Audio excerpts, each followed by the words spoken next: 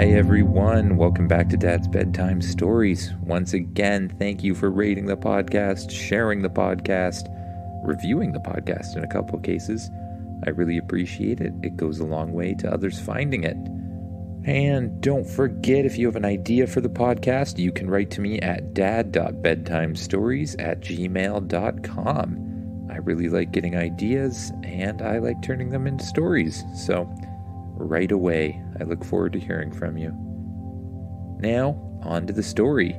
This is episode 77, The Planet of the Magi, Part 2. And if you remember from the last episode, basically the main character is on a planet with lots of magic, and he's met a wizard there. So just get as comfy as you can in your bed, close your eyes, and imagine yourself doing what the kid in the story does. You wake up in the really comfortable bed. You stretch and get right out of it. As soon as you do, things in the room start flying around. The bedspread makes itself. Brooms begin to sweep. The door bursts open and in flies a plate full of breakfast. And not just any breakfast. It's your favorite breakfast food. You quickly eat some of it, and then you decide to go downstairs and see if the wizard's around. You walk out the door and head down the winding staircase. When you get downstairs, you see the wizard in the living room. "Hello," says the wizard. "Good morning. How'd you sleep?" asks the wizard. "Oh, not too bad, really. That's a really comfy bed." "Well, I'm glad," says the wizard. "Now, why don't we go work on some magic?" Okay. I always look forward to learning more magic." The wizard leads you outside the huge tower. When you get out, you can hear the birds chirping in the distance. And when you look around at the sky above you, you see a dragon passing overhead. It's pretty amazing to be on a planet full of magic. "Now," says the wizard, "what kind of magic do you know again?" "Well," you say, "I know how to stop time, and I can fly if I really focus on it, and I can make my body burst out into flames." Right.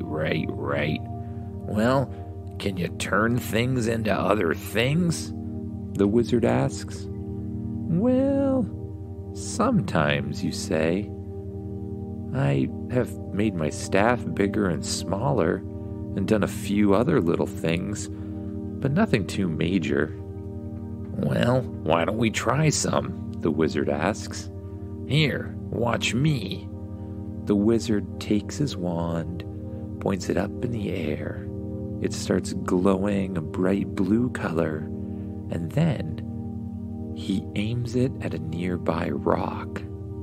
The rock begins to glow, and then it begins to shimmer and almost flows like water. It starts to transform, and before long, it's turned itself into the form of a big chair or throne or something. "That'll do," says the wizard. The wizard walks over to the throne and sits down. "Now you try. See that rock over there? I want you to turn it into something different." Okay. I'll try," you say. "Don't try. Just do it. It's about belief. If you believe it'll turn into something else, then it'll turn into something else." "But, how does it work?" you ask. "How does it work? Don't ask questions like that. As soon as you start thinking about how it works, then you'll get yourself all confused and it won't work. It's better to just assume it will work." Okay. So I reform the atoms into a different shape, or what should I imagine? You ask. Reform the What are you talking about? I don't even know what atoms are, says the wizard. It's best to not think about things like that. The more you know about how you think the world works, the more you put yourself in a box. And then that's the only way it can work, because that's what you believe. So just aim your wand at the rock and imagine it changing into something else. So once again, you focus deep inside. You start by taking deep breaths and relaxing your body. Then you go to that place of happiness and relaxation. You feel a chill flow through your body, and you allow the energy to flow into your staff and then out to the rock. Once you're connected to the rock, you just think about it changing into something else. The rock begins to shimmer and shake, and then it starts to flow like water. In this state, you feel like you could turn it into anything. All there is just potential. You think about what you might want to turn it into, and then it begins to transform. The rock stretches out, and the sides curl up until it's the shape of a bowl. But you're not done there. You see a little stream nearby, and you focus all of your energy towards the stream. You let a beam of energy head out towards it. You pick up a huge thing of water with the energy, bring it over, and drop it in the bowl. Good job, says the wizard. But what is it? It's a bird bath, you say. Your bird was looking kind of dirty. The eagle that was sitting on the wizard's shoulder flies down towards the bird bath and begins drinking and washing itself. Thanks, says the wizard. Suddenly, something starts to vibrate and light up in the wizard's pocket.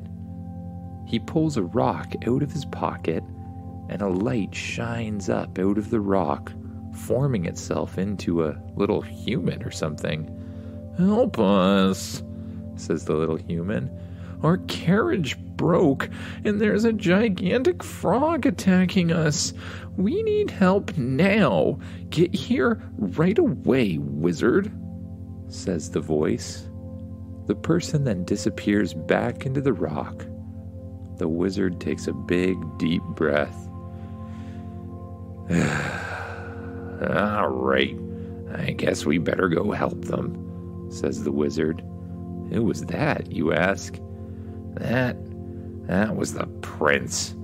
He's a pain in my... Well, he's a big pain anyways.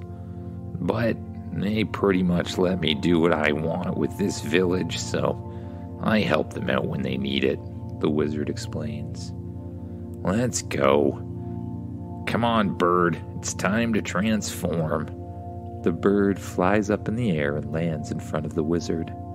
The wizard raises his wand up in the air, and it glows with power.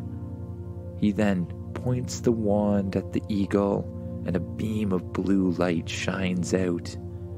The eagle begins to grow and grow and grow until it's the size of a dragon. The wizard jumps on its back and says, "Are you coming?" Yeah, Changer, where are you?" you ask. Changer, the shape-shifting dog, runs over and immediately begins to transform back into a half-lion, half-bird creature with a saddle on its back. You climb on top of it, and you and the wizard take off into the air. The wizard leads the way and flies up higher and higher, but stays just below the clouds. You feel the breeze on your face as you fly high above the planet. Below you, you see plenty of trees, some of them looking alive. Bushes, grass, lakes, streams, rivers. You eventually pass over a huge set of mountains, and on the other side you can see a castle in the distance. The wizard flies down towards the woods nearby the castle. I think the signal's coming from over here, says the wizard. As you fly down towards the woods, you see a path open up in them, and on the path, you see a broken down carriage and a giant frog that's just licking the carriage. What is going on? Another one of them. Every now and then, a frog gets the idea in its head that it should be a bigger frog than he actually is. And then he turns into a bigger frog, and we get something like this. That never happens on my world. Well, your world probably doesn't have this kind of magic on it. Here, anything's possible, so anything happens. I see, you say. You fly down and land beside the giant frog. The wizard comes in from one side and you come in from the other, holding your staff. The frog notices you're there and immediately turns around. He whips his tongue out and grabs the wand out of the wizard's hand. "Hey," says the wizard. Then he grabs the wand out of your hand too. "Hey," you say. What do we do now? I guess I could call spaceship, you think. No, it's probably not time for that. The frog turns back around and starts jumping on top of the carriage. Inside the carriage, you hear people screaming. "All right," says the wizard. "We're gonna have to use magic for this one." How are we gonna use magic, you ask? He took our wands. "What do you mean, how are we gonna use magic?" says the wizard. Do you think you need a wand to use magic?" the wizard asks. "Magic is a thing inside everything. You don't need a wand. The wand just helps. If you try hard enough, or, well, if you don't try very much at all, you can do any magic you can do with a wand without one. See? Watch," the wizard says.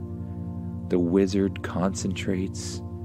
His hands light up with the bright blue color, and he shoots 2 beams of light out towards the frog. He begins to lift the frog up off of the carriage.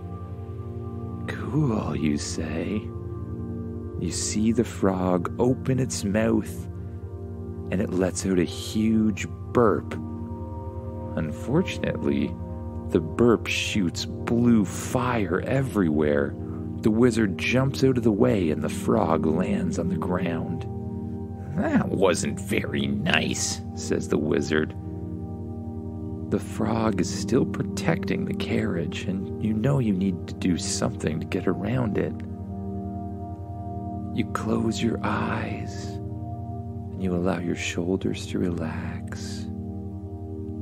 You get back to that place of calm and happiness, and you allow the magic to flow through your body into your hands. When you're ready, you reach out with the energy, and you allow it to surround the ground around the frog. You focus hard until the ground around the frog becomes nothing but potential and begins flowing like water. Then you begin to reform it.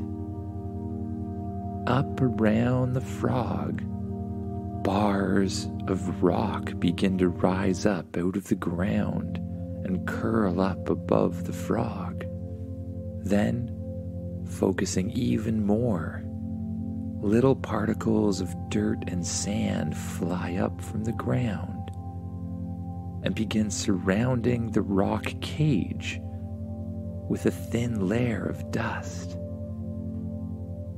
And the dust begins to form together into glass. When you're done, you let go of the energy and you feel a little bit tired. The frog tries to burp again, but this time all of the flame just hits the side of the cage and goes back at the frog. You walk over to where the frog threw your staff and pick it up. You find the wizard's wand there too. You pick it up and throw it towards the wizard, who catches it easily. You walk over to the carriage door. Are you okay in there? Okay? What do you mean by okay? Of course I'm not okay. My carriage is broken. My horses have run away. What do you expect a prince to do? Get me home immediately, says the prince. Okay. Well, I think I've got this. Once more, you reach deep inside, finding it easier to find that calm place. You let the energy flow through you and into your staff once again, and you allow it to reach out to the carriage. The energy lifts the carriage off the ground, and you imagine the carriage reforming and repairing itself. All the little splinters of wood and the broken wheels fly up beside it and form back into a carriage. It lands perfectly on the ground. Well, that does take care of one thing, but how will we get it back? You think, I could use the spaceship, but they don't know about that. We've got to come up with something else. Wizard, you say? What do you think? Says the wizard. I have an idea, says the wizard. Once again, he raises his wand up in the air. He starts twirling it around in a circle. Dust from the surrounding area begins to swirl around his head in a tornado-like fashion. He then points the dust down towards the carriage, and it flies over and forms itself into something that looks like two horses, only they're made out of glowing dust. They almost look like ghost horses or something. That should do, says the wizard. The wizard climbs on the back of the carriage, and you do the same. The ghost horses, or whatever it is the wizard created, begin to walk, and then they begin to run. Before long, the carriage is flying down the path back towards the castle, with you and the wizard holding on to the back. The eagle and changer fly up into the air above you and follow the carriage. You pass through the woods, around winding bends, just bouncing up and down a little bit as you hold on tight. Before long, you get to the castle. The drawbridge from the castle comes down, and you cross the moat into the huge building. When you get inside the courtyard, the door opens and the prince steps out. Thank you. I didn't like that at all. Do something to make sure it doesn't happen again, wizard. I can't have giant frogs interrupting all of my afternoon carriage rides through the forest. It's just unacceptable. I'll see what I can do, says the wizard. The prince walks straight up to the castle, and a bunch of guards follow him. Well, we better get going. The eagle lands in front of the wizard, and Changer lands in front of you. You both climb on top of your respective rides. and they flap their wings and take off into the air. You pass back over the mountain and across fields and above forests until eventually you come back to the wizard's village. You see the wizard's tower and land in front of it. You get off of Changer, and the wizard gets off of his giant eagle. Changer transforms back into a dog, and the wizard transforms the eagle back into a normal-sized eagle. You go inside his house, and you sit down on the couch. You and the wizard begin talking for a long time, until you start to get a bit sleepy. You lay back on the couch to get a little more comfy, and your eyes begin to feel heavier and heavier, so you just let them close. And without even really trying, you just allow yourself to gently drift off to sleep.